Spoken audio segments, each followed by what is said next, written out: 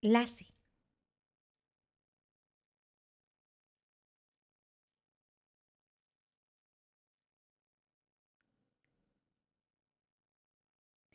Su pelo era de color negro, caramelo y blanco.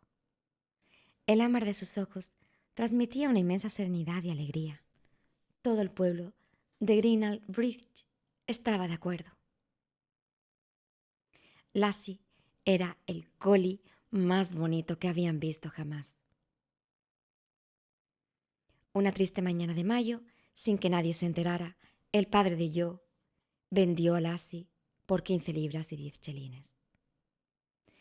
Tuvo que hacerlo después que se había quedado sin trabajo y la venta suponía el sueldo de más de 3 semanas. ¿Cómo se lo diría a su hijo Joe? ¿Qué haría el muchacho al descubrir que Lassie no le esperaba como siempre a la salida de la escuela? Esa tarde, a las 4, la acostumbrada esquina del patio estaba vacía. Una expresión de pánico ensombreció el rostro de Joe. Greenall Bridge era un pueblo tranquilo, así que era muy improbable la idea de que Lassie hubiera sufrido un accidente o la hubieran robado. Las lágrimas inundaron el corazón de Joe, aún antes de preguntar a su madre lo que había ocurrido. Corrió a su casa, entró a toda velocidad en la cocina y gritó: «¡Mamá! ¿Dónde está Lassie? No ha venido a la escuela». La madre de Joe contestó: «La hemos vendido. Ya está hecho y no tiene remedio». «¿La habéis vendido?», exclamó Joe. «Sí, la hemos vendido», repitió su madre. «Siéntate a tomar el té». «Pero, ¿cómo habéis podido venderla? No es posible».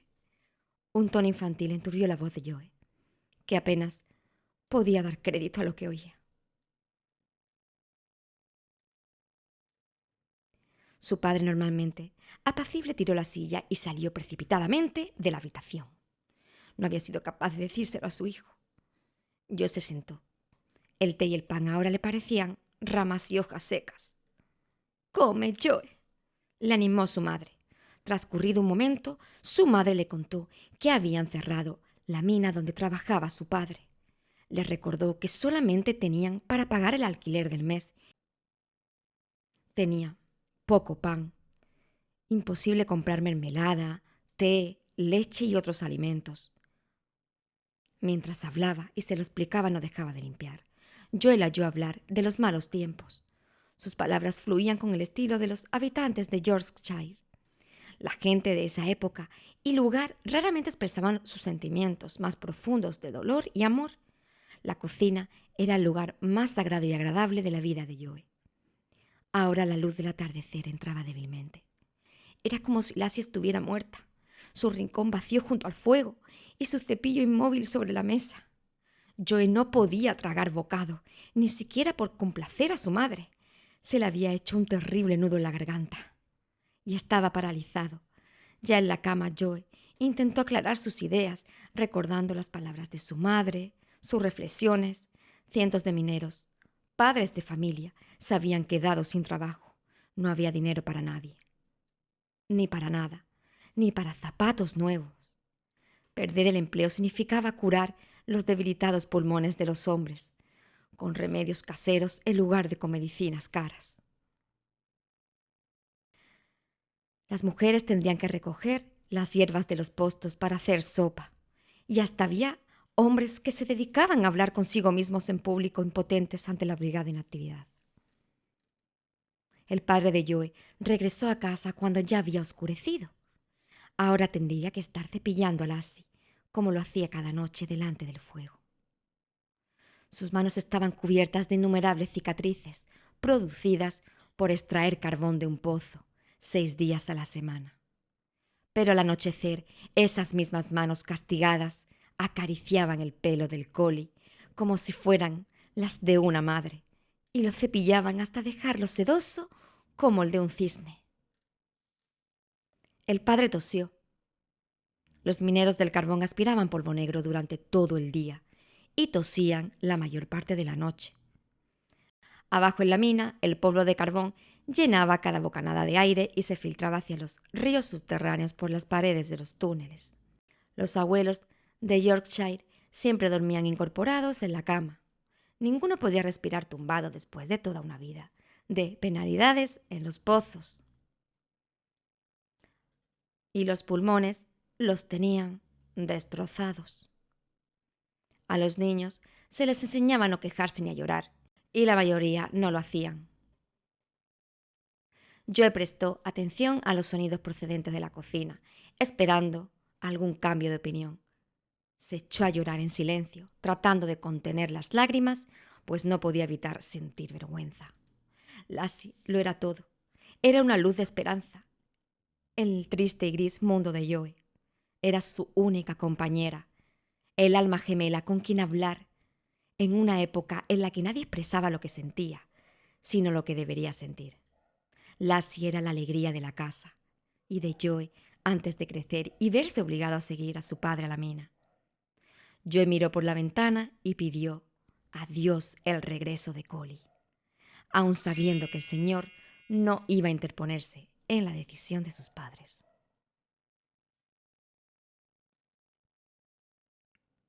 Lassie se encontraba a 3 millas, en el interior de una perrera en compañía de otros 30 perros. Ignoraba que su nuevo dueño, el duque de Rutland, llevaba 3 años intentando comprarla y apartarla del padre de Joe.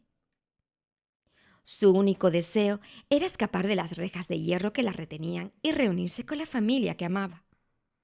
Abrumada por la tristeza, permaneció inmóvil toda la noche. Después de comprar su collie nuevo, el duque salió a dar un paseo a caballo con su nieta Priscila. Cabalgaron por los antiguos senderos de pastores, a través de los prados y acabando su recorrido en el pueblo. El duque saludó a muchos tenderos, como siempre hacía, dándole un golpecito en el sombrero con una fusta. Priscila observó a un grupo de hombres que nunca habían visto antes arremolinados alrededor de la oficina de empleo, en la plaza del pueblo. Estaban esperando con el rostro lleno de amargura cualquier posibilidad de trabajo, aun sabiendo que no había nada en un radio de 80 kilómetros. Su abuelo no parecía verlos. A la hora del té le preguntó quiénes eran. «Pues serán mineros, supongo», dijo el anciano. «¿Qué estaban haciendo, abuelo?», preguntó Priscila con curiosidad, revolviendo el té con un gesto pensativo.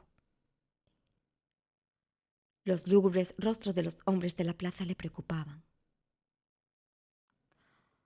«Fumar en pipa y perder el tiempo nada más», respondió el duque, guiñando un ojo a su nieta. Cada día Priscila elegía una mermelada diferente, de un recipiente de plata. Y hoy tocaba de frambuesa. La extendió sobre un bollito bien untado de mantequilla.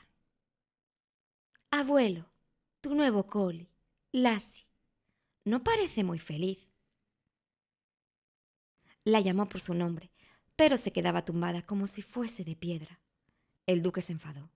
Él también se había dado cuenta. En su opinión, Gines, el perrero, era el único culpable. «Ya que he comprado esta perra, pretendo ganar con ella importantes premios. Más vale que Gines la mantenga en forma». El duque pasó la cucharilla de plata a Priscila. Tenía una flor de cardo grabada en amatista en su extremo, y Priscila la vio brillar a la luz del sol. El cardo era símbolo de Escocia y del estado de su padre, allá en las tierras altas. La pequeña guardó parte del bollo que estaba comiendo para dárselo a Lassie. Pero cuando salió a verla, Lassie había desaparecido. Para Joe no fue tarea fácil admitirlo. Tuvo que hacer un gran esfuerzo para superar el trance de que no iba a volver a Lassie al salir de la escuela. Pero maravilla de las maravillas, allí estaba boca arriba y como un pez en el agua. «Seguro que han vuelto a abrir la mina. Quizás mi padre haya encontrado otro trabajo», decía Joe. ¿El duque estaba cambiando de opinión? Estas y otras muchas reflexiones surgieron en la mente del muchacho mientras corría a casa. Y entonces, al abrir la puerta de la cocina y decir que Lassie había vuelto y que era lo mejor que le podía haber ocurrido en su vida, bastó una sola mirada en el rostro de su madre para demostrarle que estaba equivocado. Lassie se acercó a la chimenea con el rabo entre las patas, como si ella fuera la causa del problema. Puso el hocico sobre la bota del padre, pero él separó el pie. Le empujó cariñosamente la mano y le retiró el brazo. «Hay que devolverla, Joe», dijo la madre. No hubo más palabras, pues un hombre extraño, ataviado, con pantalones de montar y con una correa en forma de lazo en la mano, entró sigilosamente en la cocina. El señor Hines. «¿Usted es el señor Hines?», exclamó la madre de Joe. «Le agradecería que llamara a la puerta y se limpiara las botas antes de entrar en mi cocina». «No me sorprende que la perra haya regresado», dijo Hines. «Vosotros, pueblerinos, y vuestros perros amaestrados. Vendéis un perro a un hombre honrado y lo entrenáis para que se escape y poder vendérselo a otro en menos de que canta un gallo». Intentó agarrar a Lassie, pero la perra se encogió. A Hines le costó esquivar a la madre de Joe. Era de su estatura o incluso más alta que él. «Retire esas palabras», dijo ella. El padre de Joe puso la correa en el cuello a Lassie y la sacó, temblando, a la carretera. Se la entregó a Hines sin murmurar una sola palabra. «¡Qué poca educación!», dijo la madre, para que Hines lo oyera. «Entrar en mi cocina como si fuera una taberna». Hines se llevó a Lassie. «No te volverás a escapar, querida. Yo me encargaré de ello», dijo regañándola. Los perros poseen un sentido del tiempo más preciso que el de cualquier reloj fabricado por el hombre. Al día siguiente, poco antes de las 4 de la tarde, su agudo sentido del tiempo despertó a Lassie. Comenzó a pasearse impaciente por la perrera y se puso a escarbar bajo los escombros que Hines había apilado contra la verja. A las 4 en punto estaba esperando a su amigo Joe a la salida del colegio. Esta vez Joe estaba decidido a conseguir que sus padres le escucharan, pero escucharle escucharon lo mismo que una piedra al viento. Joe sabía que nada cambiaría aunque discutieran toda la noche y cada día. «Hemos aceptado el dinero del duque, hijo», le dijo su padre. «Nos lo hemos gastado y ya no podemos quedárnosla. La perra está vendida». A pesar de todo, la madre de Joe preparó a Lassie una suculenta cena, pues su aspecto no era muy bueno. El padre cogió el cepillo y le abrillantó el pelo, como si fuera los viejos tiempos. Durante un instante Joe creyó que todo había vuelto a la normalidad. Entonces el rostro de su padre se volvió severo y dijo: «Vamos, Joe, tenemos que devolverla, que no es nuestra, ya. Tú eres la razón de que ella regrese y tú tienes que decirle que se quede allí y no nos atormente más». La niebla helada, el camino a Rudlin Hall. Joe acariciaba las orejas aterciopeladas de Lassie. En el pueblo se contaban muchas historias sobre las impresionantes riquezas del duque. Joe no sabía si eran verdad o no, pero a pesar de todo expresó a su padre el injusto desequilibrio entre ricos y pobres. «Así es la vida», contestó su padre, aspirando una calada de su pipa sin tabaco. Oculta detrás de un enebro, Priscila observó cómo Joe y su padre devolvían de nuevo a Lassie a la perrera. Oyó también a su abuelo echar una buena reprimenda al señor Hines por permitir que la perra se hubiera escapado. Podía ver cómo el padre empujaba suavemente a Joe, obligándolo al muchacho a dejar su perra en la perrera. Cómo cerraban y aseguraban la verja, cómo se despedían. Oyó cómo Joe se dirigía a Lassie en un tono de voz que no poseía la dulzura de un niño, sino brusquedad de un anciano. Lassie no entendía estas palabras, pero sí podía entender el olor del miedo y el dolor inundado los cuerpos del niño y el hombre a quien tanto quería. Entonces Priscila vio a Joe, cegado por lágrimas, apartarse de su querida perra. El modo en el que el padre tiraba de él delataba cierta vergüenza ante la debilidad que, sin poder ya evitarlo, mostraba el muchacho. Cuando padre e hijo se hubieron por fin alejado, Priscila se acercó a la jaula y llamó a Lassie, pero no había forma de llamar la atención de la perra o de evitar los tristes aullidos que lanzaba. Gines reforzó la perrera de Lassie como si se tratase de un toro. Al día siguiente a las 4, la perra excavó en todos los lugares donde lo había intentado antes, pero sin éxito, ya que alguien había rodeado la jaula de piedras. Trató de saltar, pero la verja tenía 2 metros de altura, y los collies no son muy buenos saltadores.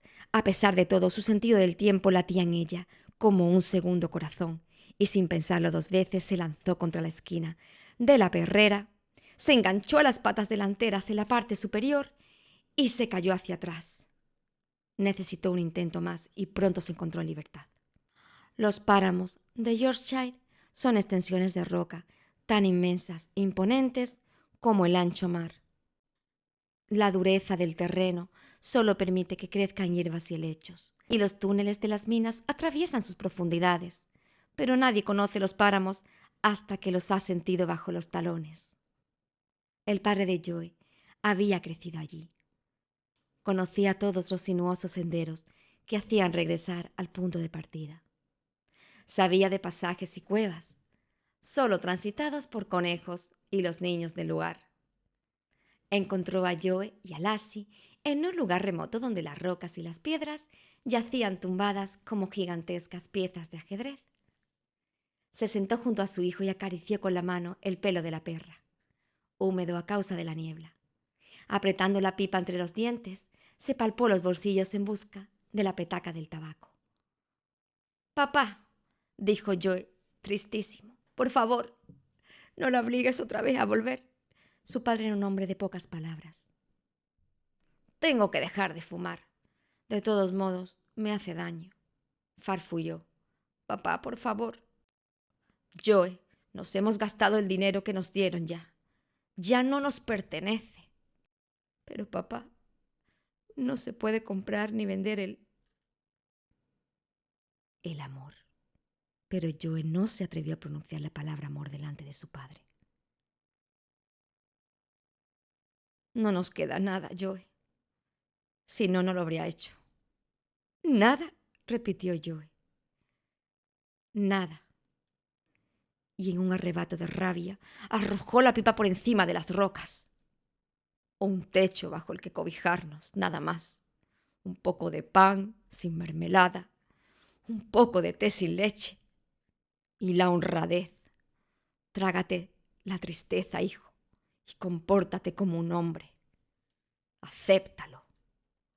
Sentados al abrigo de una roca, Lassie deslizó el morro bajo la barbilla de Joe, que la rodeaba con el brazo, mientras apretaba la mano de su padre.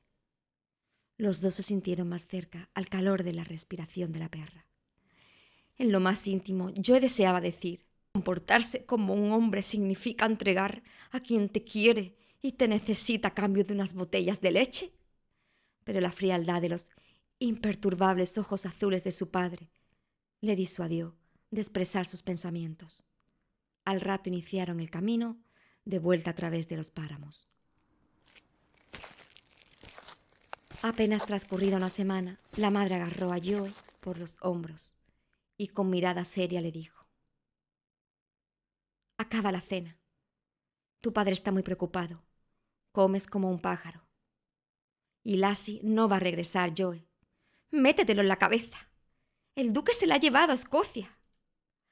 «¿A Escocia?» «A Escocia, Joe. Allá a las montañas, a las tierras altas. A más de 1000 kilómetros. Mucho más lejos de lo que tú alguna vez irás en esta vida o en cualquier otra». Joe intentó olvidar, pero no pasaba un día sin que dirigiera su mirada a las nubes que se agruparan en el horizonte hacia el norte. Sabía que solo eran nubes, pero imaginaba que eran montañas y soñaba que Escocia estaba más cerca de lo que realmente estaba, tanto que podía verla.